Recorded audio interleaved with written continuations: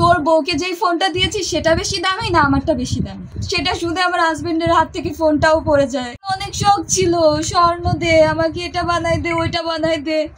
তার মায়ের শখ ছিল তাকে প্লেনে চড়াবে, সে তার মাকে প্লেনে চড়াইছিল।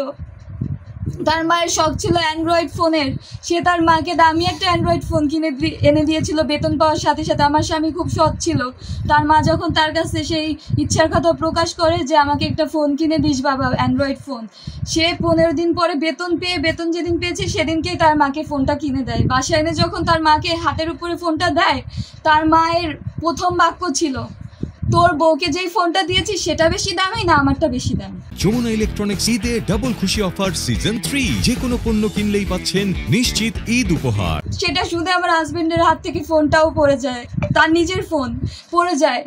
পরে বলে যে মা স্লিপ করে পড়ে গেছে, কিছু মনে করো না। সেদিন রাতে আমার হাজবেন্ড আমাকে বলে যে দেখছো আমার মায়ের মানসিকতা কেমন, আমি তাকে খুশি হয়ে সে আমার কাছে চাইছে, তার ইচ্ছে পূরণ করলাম, সে আমাকে আবার আস্ক করে যে তোমার ফোনটা বেশি দামি না তার ফোনটা বেশি দামি? কেমন মানসিকতা, তোমাকে যে এত কষ্ট দিচ্ছে আমি তো কিছু করতে পারতেছি না, তুমি কিছু মনে করো না, তুমি একটু ধৈর্য ধরে থাইকা যাও। কিন্তু স্যাক্রিফাইস করতে করতে না আমার হাজবেন্ডও ওইটাকে টেকেন ফর গ্রান্টেড নিয়ে নিয়েছিল। 2.5 বছরে সে মুখটাই খুললো না, সে মুখ না খুলেই সে চলে গেল।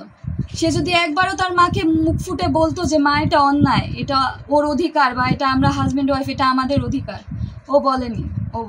ওর মাকে কিচ্ছু বলবে না, কিচ্ছু না মানে কিচ্ছু না, এটা সবাই